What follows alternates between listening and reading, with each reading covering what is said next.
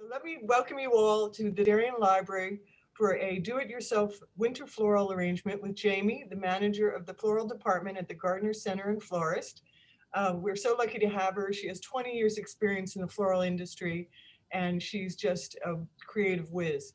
So many of you will have kits that you picked up and you can follow along. And we have Elizabeth, who's going to be the first student of the day, and I think it's going to be a lot of fun. So everyone, thanks to the friends of the library who help us make these programs possible. And Jamie, you take it away. Okay. Hi, everyone. Thanks for joining us today.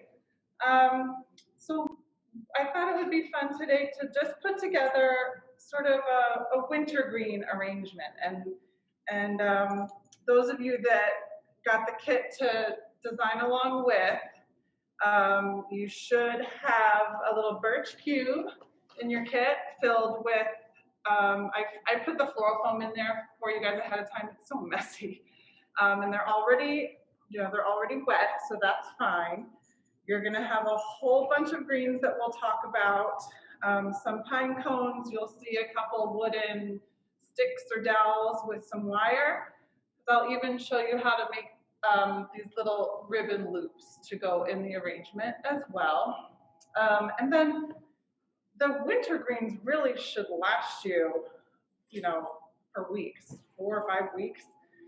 We do have a mix of eucalyptus we're going to use too, which that'll dry, and maybe start looking funny in a little while, but you can pull those out. You guys can also, as the weeks go on, just make sure you keep it watered. Make sure there's water in the reservoir of the container.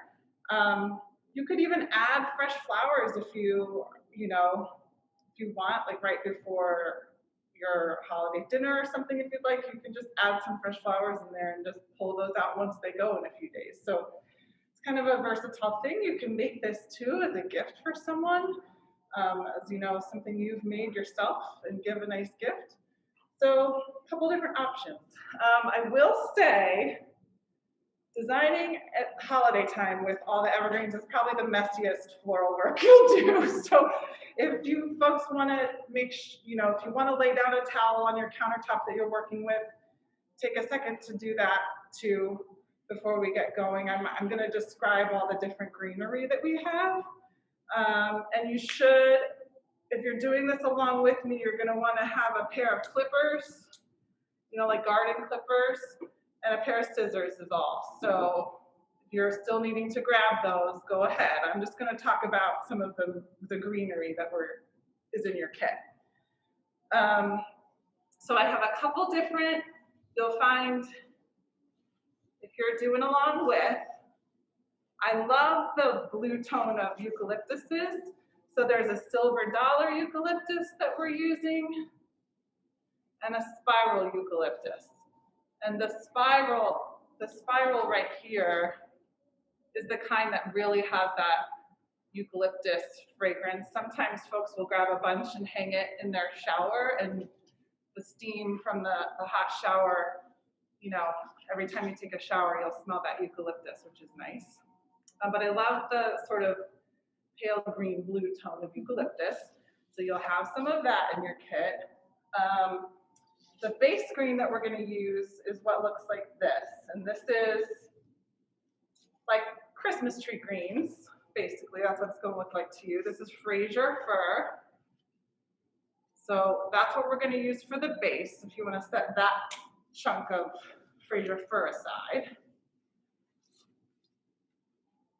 I also have this, again, sort of a little bit of a blue tone, which I love, and I love the texture. This is Carolina Sapphire.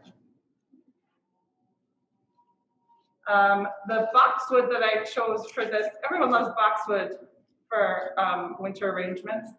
But this, most people are familiar with English boxwood, and it has a much tinier leaf.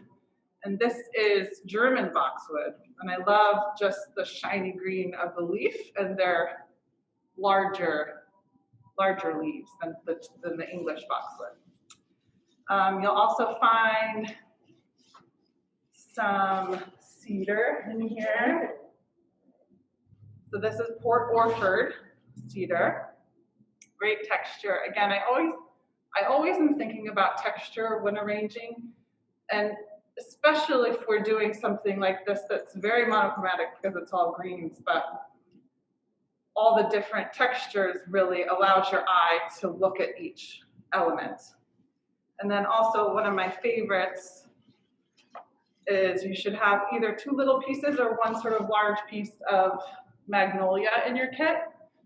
And my goodness, how beautiful is that shiny green front side and that suede. I mean, it really even feels like suede, that suede brown on the underside. It's such a beautiful.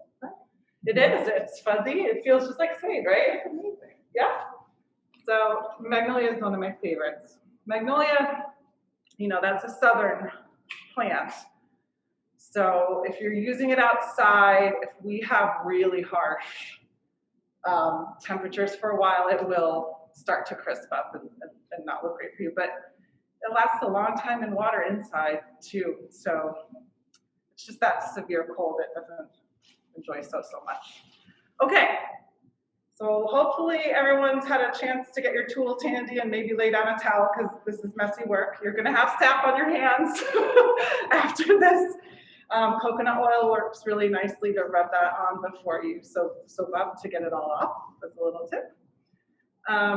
Okay, so we're gonna start. If you guys want to reach for some of your Fraser fir, I'm gonna get a piece here that has some laterals. What is a lateral? Laterals, like here's the main branch. The main branch like this, and I call these laterals, any of the lines that come out from the main branch. So, Elizabeth, you can grab your clipper here. So if you want to cut some pieces off, and if you find there's a joint here where you can clip down to where, you know, it sort of Y's out, that's good, because then you can get another piece here. You're just going to kind of cut pieces that are about this size or so. Okay, so maybe cut a few to get started. Perfect. Yeah. And like I said, we're going to get messy for a while. It's going to look messy before it looks pretty. So just cut a few pieces. Some can be bigger, some can be smaller. Yeah, doing good. Make a little pile there. So yeah, like if you could cut it there. And here's a joint, you know, so I'll cut there because you can use that piece and then you can use this piece.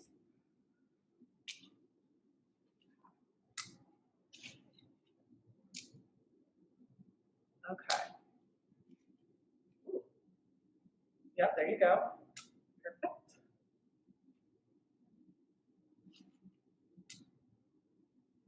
Cut right there. Okay. So why don't we start putting a few pieces in? Now this, the fir that we're using, that's, like I said, this is our base. So I tend to start around the perimeter of the container that you're using. And you want to definitely make sure that what you're putting in around the perimeter covers the lip of the container so that you're not going to see any of that green material anymore once you start putting it in. Are we putting it in the water or in the? So you're going to put your stems directly in the floral foam. Yep. And you can kind of also, and if you need one, you know, a piece that you've cut off, it's good to sort of peel off a little bit of some of the stems just so that the needles, I mean, so that they can slide in, you know, easier. So the bottom ones can kind of go in at a straight angle like that, so that you cover over. And if you have little scissors or clippers, you can use those too to, boy, are we gonna have to shake off this tablecloth outside in a trash bin.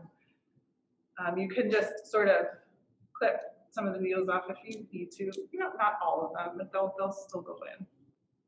Are we trying to cover the whole bottom? Yep, you're gonna cover the whole bottom area first so that the lip of your container is covered. You can even put things in just so that you have a little drip over. You know, there's height with some of this floral foam, so if you see how I'm putting it in sort of at an angle upwards, It goes down. so that your stem sort of drips over the container, that's helpful too. Some can be that way, some can be straight in. There's really, you know, there's no right or wrong.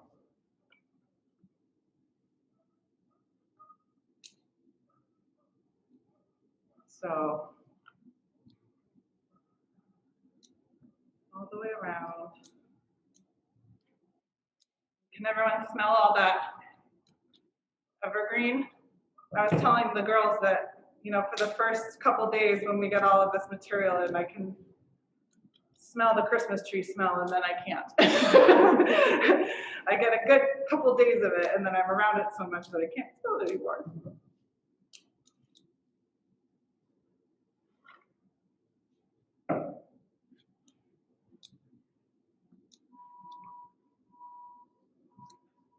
Perfect, looking good. Yep. And you know, I mean, some of it you can even cut one here and make it a little tighter in.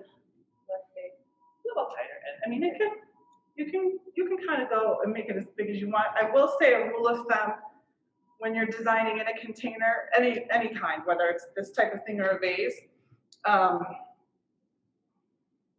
you don't want something that's too squatty. So if you're doing a low and lush thing, you want to at least try and double the height of your container. That's a good rule of thumb. For taller arrangements, you want to at least go like 1.5 to 2 times taller than the base.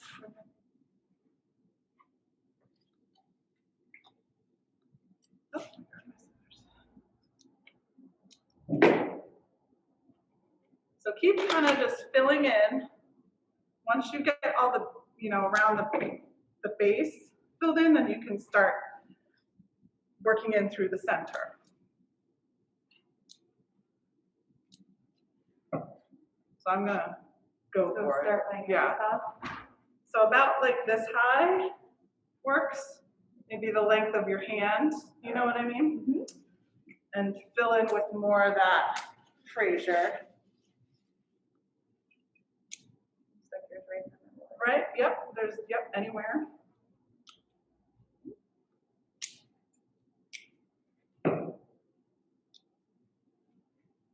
And I don't want to be going too fast, so I want to make sure, it's so hard to tell. If anybody's wave at me if we're going too fast. We're going too fast.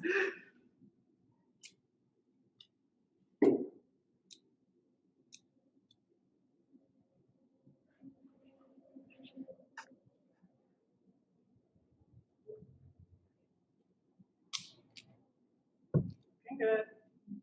Mm-hmm.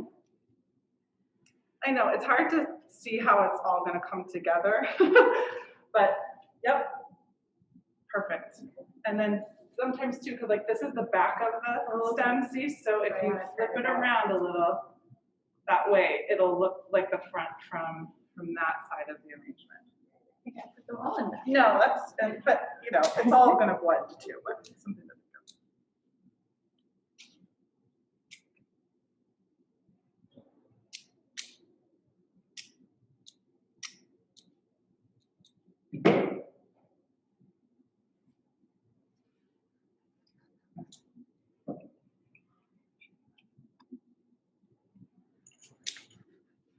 And, you know, a lot of you probably can forage for some of this type of greenery in your yards if you have evergreens. Mm-hmm. Elizabeth has done that too. She was just telling me though, what you had? I had pine trees. 6 pine trees on the side of my yard, which I used for Christmas greenery last year, but we cut them down over the summer because they were also covered in poison ivy.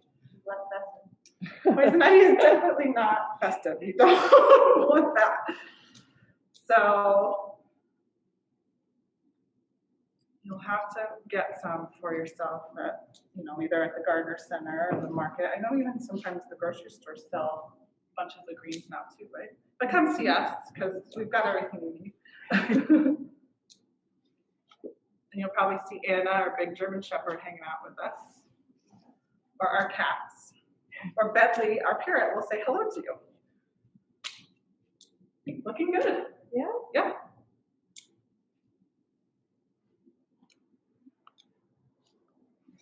If you need to turn your piece around to see where, don't feel like you have to fill the whole thing in with this, but this is our base greenery, and then the rest we're sort of going to fill in with. So it shouldn't be. Yeah, I mean, how like I can still see some of the floral foam through, and that's fine because you're gonna fill in.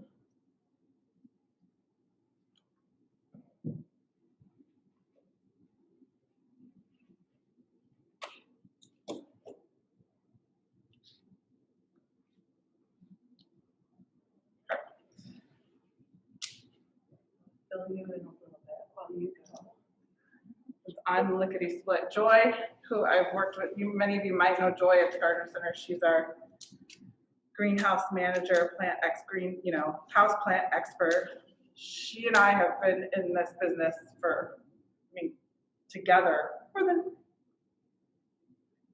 like 50 years probably. If you combine both of our careers. But she jokes with me that I make an arrangement like so fast that I don't want to go too.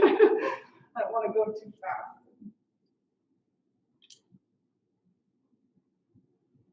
Okay, that's looking great, Elizabeth. Okay, so we're going to pick another green to start working with.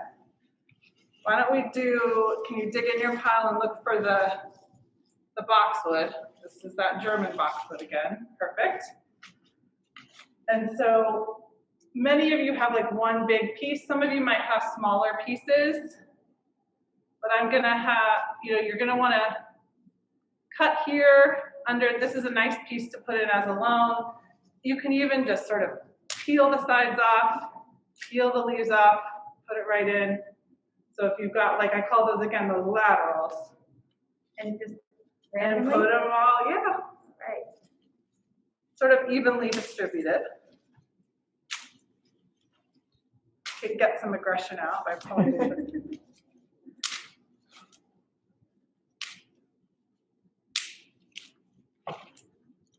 And I just slide down any leaves off the stem. I hope it go in a little better.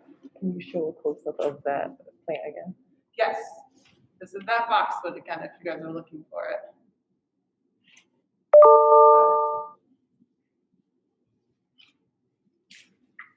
And was Kathleen going to field any questions? If anyone has any questions, I don't know if we're doing that, but if anyone has any questions, please, you type them in, right? Is that what you do? Okay.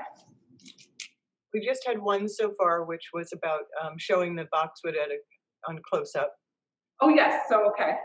We did that again, but. Jamie, maybe talk a little bit about the kind of special greens that add a lot of power to your arrangements. Yeah, I mean, like, again, the magnolia is really going to add a touch to it, especially it's the size of the leaf and that suede brown under there too. Once we get the pine cones in there, that adds another, interesting touch. And then we're going to put the eucalyptuses in at the end, and I think not only do they smell nice, but they have that sort of bluish tone to them, which is pretty. And then once we get to the cedar, the Port Orford, this is, when you're talking about like movement, to have something that's sort of drippy and droopy. So if you're gathering greens yourself, try to think of those, different shades of green, different sizes of the needles and or petals or leaves.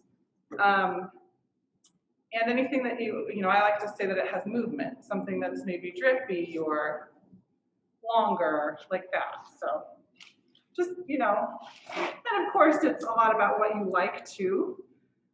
Because we make a ton of those evergreen drop-ins for folks at the store where we build them in mache buckets and they're meant to just be slipped into your pots. But they're customizable because some folks really don't like the magnolia, so just pick what you like, and there is sort of no right or wrong there. I was wondering, what is your plan for getting, that big magnolia is so hard to get in sometimes. It's easy for me to get it in, so call me. I mean, I get it in bales that are taller than me, and I'm 5'8", and then we just cut it down. So I guess to leave room for it. Is it going to go underneath or sticking up or what? Say that again. Is it going to go underneath or just sticking up? The magnolia once we use it? Yeah, I have big leaves. Yeah, I'll show you when we get to the magnolia. One nice thing about magnolia too is even though they're thick, woody stems, they're soft wood, so it's easy to cut through. And that is a good question because you can use the magnolia just a leaf at a time because the stem that's attached to the leaf, if you pop it off the main stem. Oh, okay, that makes sense. You can use it that way, but we might you can do a couple like that, but it also depends what sort of piece you have, but yeah. So this piece right here has 2 stems coming off. So if I just cut a piece, I mean, this is a nice small enough piece that when you put that in, it's sort of that sort of clustered look of leaves together. Yeah. Yeah.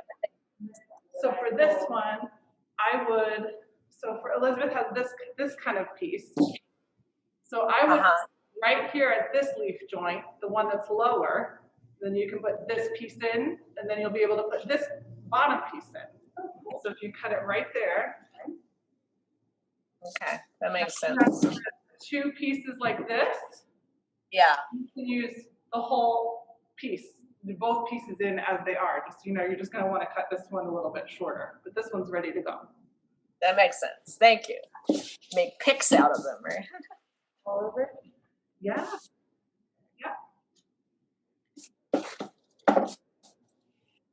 Since we were talking magnolia, I'll put my other piece in. And this piece is kind of large. So I might pull off a couple of the bottom leaves like that and use this full piece. And then you can put the individual leaves in if they have a long enough little nub in there, a little stem.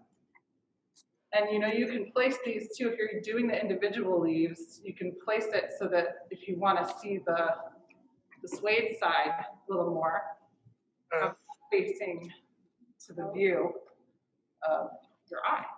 Oh, so you're already doing it, okay. We started talking about it, so why not go for it? It seemed like you're big, I better make room for them. Getting filled up here. So again, like for the height, should I tip this a little? No. You guys see? Think about doubling the height of your container at least. At least. I mean, you can go a little higher if you want to. But if you're thinking about, sitting this in the center of your kitchen table to eat around, you don't want to go too high so that we can all talk to each other, even though there's not many of us gathering together. So I think done mine so that it's lower and higher. I want it to be more. No, this is great. I mean, even if you have some movement a little high, that's totally fine. It doesn't have to be a completely shaped, sort of like hedge. So yeah, you're doing excellent. You're doing great. Thank you very much. You are. What's another element we can start adding? Maybe the cedar. So if you guys find your greens that look like this, they're really flat and feathery. That's Port Orford cedar. And I mean, this is a big piece, so I'm just popping off stems. There's these long laterals, so pull some of those off or clip them off. Then we'll use those little individual pieces. And you can, sort of clean the stem a bit of any lower little needles. And then make sure you get with your clippers, give it another cut. At an angle is always good too. It creates more, when you cut a stem at an angle, it creates more surface area for the inner part of the stem to suck up more water. Perfect. I mean, yeah, you can go out. Yeah, no, keep going the way you're doing it. Because I like that. Got some more movement and feather.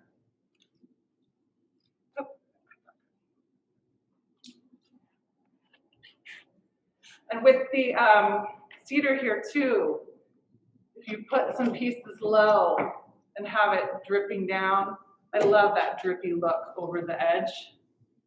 That's a small piece, but if you have a bigger piece, yeah, like I have this guy left. yeah, so you can clip all of these off, all these individual ones off, And then make them kind of. and then you have sizes that are about like this. And filling those in so that they sort of drip over is a nice touch. And you'll see as soon as you add this, it gives you sort of that light area, that movement. And I do love, I mean, I actually can smell the cedar right now. I love the smell. Yeah, anytime you cut, even on a big stem, if you just cut right above another sort of feather, then you still can, then you can use those three together in one, and here's the next sort of feather or branch that comes out. I'm going to cut right above that notch. You can just continue to use all of these pieces as you go down, set the main stem. Looking good. Here, get a drippy. Yeah. And I just, some designers actually work with like a rotating, almost like a pedestal cake plate in a way. Like a lazy Susan. You can, yeah, like a spin, yeah, like a lazy Susan, exactly, yeah. I'm just constantly spinning, but I have a little lone leaf of a magnolia leaf now, put it in just as it is. This is getting, I'll say that again. getting big, mine. That's okay. I have a lot of things from my yard, so. Oh, perfect. I like that. And yeah, think about where you want to put it. If you're not necessarily thinking about having it around a table that you're going to sit and eat around, you can go taller. That's totally. What is this one? This is funny. It's like a juniper, I think. This. Is that no, that's not the Orford. It is bluish. Is that a juniper? So there is some eucalyptus. So there's the silver dollar eucalyptus that we haven't put in yet. And then it's spiral. This is the spiral eucalyptus. But I didn't give you guys any juniper. Wait. That's looking great. Oh, I don't know if you can see me. I don't think I'm sharing. It's this. I don't know. It's this stuff. Can you see me? It's Adria. Can you see that? This stuff. Find you, Adria. Like. Yeah. I may not have my video here. Plus, I think. Oh, that's okay. Yes, that's the Carolina Sapphire. Now I see it. Now I see where you are. So we're trying to scroll through. That's the Carolina Sapphire. And yes, it does have like a bluish. Yeah, that's pretty. We hadn't put that in yet. So, and that talk about texture. Yep. And again, my piece is kind of big. So Elizabeth, you can see, like if you use this one, I would just pull off a lateral. There's a bunch of laterals. And I know not everyone's pieces are exactly the same, but here you go. Here you go. This is the kind of a bluer stem if you want to put that in yours. I'll put a little, this is a huge piece. So, yeah. So when we water this, When you water it, you know, find the corners that don't have any floral foam, and I would check it every day, because once you know, there might be like an inch or two of water in each of your containers now.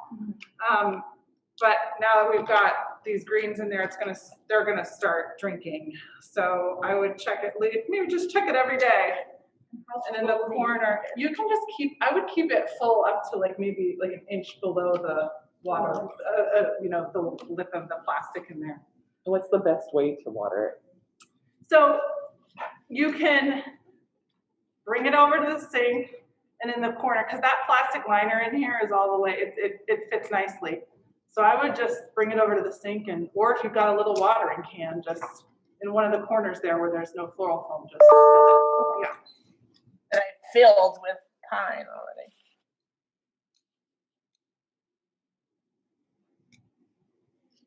I can actually already see that feel that there's less water in it than there was. Yep.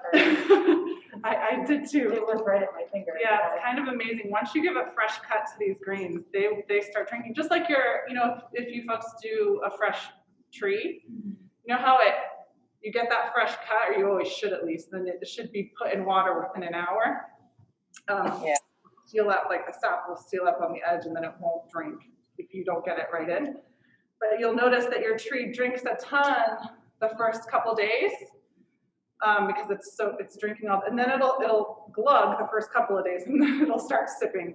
So the first couple of days you might notice you need to really fill it, and don't be alarmed if after a couple of days you don't need to refill it as often. That's normal. Okay, how's everybody doing with their greens at least? I don't know. I wish I could, I mean, I know we're in COVID times, but when all of this is over, we'll have to do in-person things. We can all walk around together and see.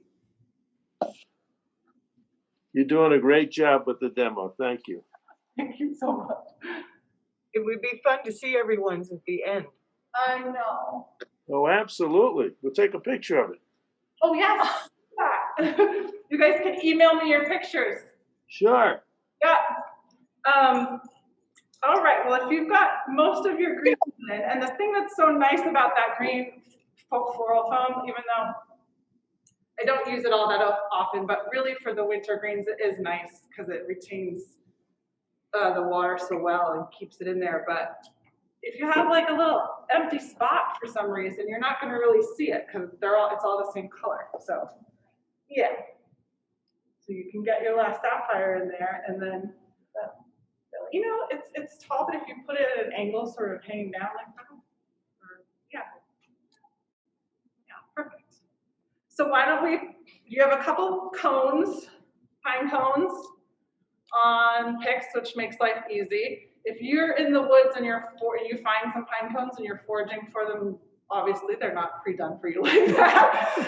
If you find them that way, call me. But an easy thing to do is you just take like a piece of paddle wire if you have, or you know, a length of thin wire, and just sort of, you know, put it around all the way, and then pull that wire out so that you can attach it to your own dowel or stick of some kind. But these I thought would make life easy.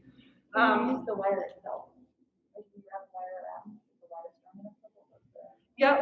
Yep, it will. I mean, you know, there's different gauges of wire, so something that has some sort of decent thickness, but if you wrap it around on the ends, just get it in, I don't know, what are these called? Like petals of the pine cone, I guess, but if you just work the wire in so it's close to the center of the pine cone, and then take the two pieces, pull it out and wrap it around a stem. But these are nice because they're, so put these anywhere. I tend to like, if you oftentimes we'll work in threes, and like my magnolia here, I sort of just, you know, work in triangles. I've got a chunk of magnolia here, a chunk of magnolia here, and some here. And if you're doing twos, you know, kind of like diagonals. Yep. So that works. All right. There it is. There it is. Oh, yeah. Perfect. Okay. Elizabeth looks just like mine. See, you're doing great. Now, if you guys want to add in some of your eucalyptus, I love the silver dollar. I love the floppiness of it. And that color is so pretty. So again, this is nice to put so that it's kind of dripping over the side. All your little pieces.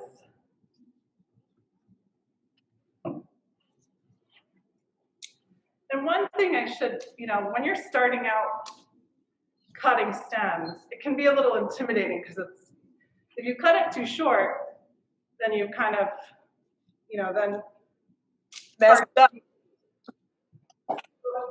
so cut, you know, to your eye, cut, you know, leave it longer than you think you need it, because you can always cut a little more, but you can't add more once you cut it.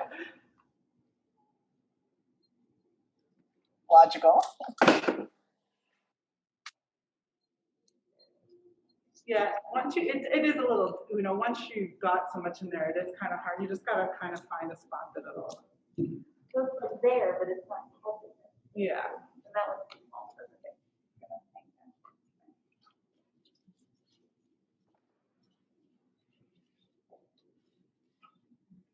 And then the spiral eucalyptus too. Now this stuff is really sticky. Oh, yeah. Yeah, but that's why it smells so good. It's got all those sort of essential oils in it from the eucalyptus. So, you know, cut it really anywhere but just to the length that you want it. So I'm going to cut it here in the middle. And then if you just peel off some of the little petals so that you have a good amount of stem to get in the arrangement.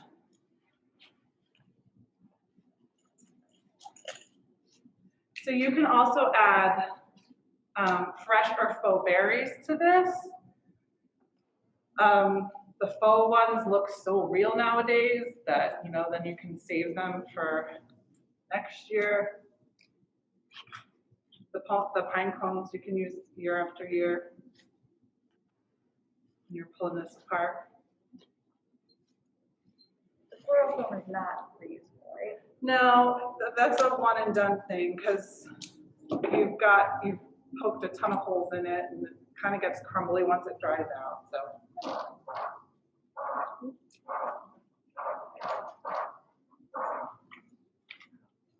Okay, and then the last thing I'm going to show you guys is just you have that 2 lengths of ribbon, and I'll show you how to make these simple little loops. It's not a full bow making thing, which is you know, there's like 5 different ways to make a bow. All of us in the floral industry make them differently. This is just a basic little loop I'll show you guys to put in an arrangement. This looks great. I love it. And see, Elizabeth is a little more sort of wispy. I love it. It's so pretty. Thank you. All that fun movement. Mine is Looks a little great. more exploded in No, here. it's just got that more sort of whimsical, airy feel, which I love. Just gonna should it go way down to the bottom? Does it tend to kind of dry out? You know, Which item? eucalyptus. Eucalyptus will dry out quicker than, and so yeah, you'll probably want to pull that eucalyptus out after a few days. Yeah. The spiral might last longer, for sure it will. The spiral will last longer than the silver dollar. So pull the silver dollar out after a few days. Yeah. I just, When we those, no, it's just fun because it's a completely different shape than the rest of the materials that we have. So again, it's that way eye down. twist. Maybe it will dry nicely like the magnolia. Sure, everybody has, I used a couple different ribbons, so some of yours looks, I think everybody has like a gold type of sort of, I just wanted something neutral. that would look nice in anyone's space. So if you take your ribbon, oh, and you know what, you guys, I gave you a little bit of wire and some, so you're gonna wanna pull out your wire and your little green sticks, dowels. Okay, I bundled them, but take a second to. Maybe I bundled them too well. Okay, so have those set out. Now you're gonna wanna leave a tail, and we're just gonna make 2 little loops. So I'm trying to think what the easiest, if I turn Do you want a close up of this, or is this? It's probably easier to show you from here. So are you right-handed? I'm right-handed. Okay. I hold the tail in my left hand, and I just make a little loop and gather, and then you're gonna have 2 long tails. I just make a little gather. In the middle. Yeah. And then the back, here, let's see. Maybe make your tail a little shorter than the back piece. Okay. So gather there and leave the back piece longer. Okay. So it's gonna kind of look like this. Front tail, and then the back is a little longer because we're just gonna make a back loop. And then take that back piece and make a loop behind it that's just a little bit higher. But you gotta hold on to that gather. So basically you've got a little loop behind a loop. So you keep gathering that center, and then take your wire. Perfect. A piece of wire, and just tightly cinch, and leaving the strands of wire to the back of the bow, and twist. Behind the big loop. Behind the big loop, yep. And then you should have your little loops on a tail, with your wire coming out the back. And then just take your little pick, a little wooden pick with the pointy side down, and wrap the wire around, just like that. You can cut your loop, or your tail however long you want it. And again, I would, since we had 2 cones, do 2 loops sort of diagonal from each other. You can weave in the tail a little bit. And it's nice because the stuff is wired, so it's bendable to your whim. And there you go. Have a little bit of a little glitzy accent to it. And you can, of course, you can do any color. We have all kinds of ribbon. Michael's has all kinds of ribbon. I love a little bit of a ribbon element in the winter arrangements. It gives it that sort of festive touch. If you've got those shiny millimeter balls, the red and green shiny, those look fun and festive in winter arrangements too. So that works. Oh, that's a good shot right above. Yeah. Look at that. Awesome. They look like they. Look like you're ready for prime time. That's right. Ready for a dinner party I wish we could all have. Why don't people love the arrangements that You you've guys done? doing okay at home? So like I said, this is gonna last. All these wintergreens are gonna last for weeks. Just keep it watered, okay? So much everyone, and be safe, and happy holidays to everybody.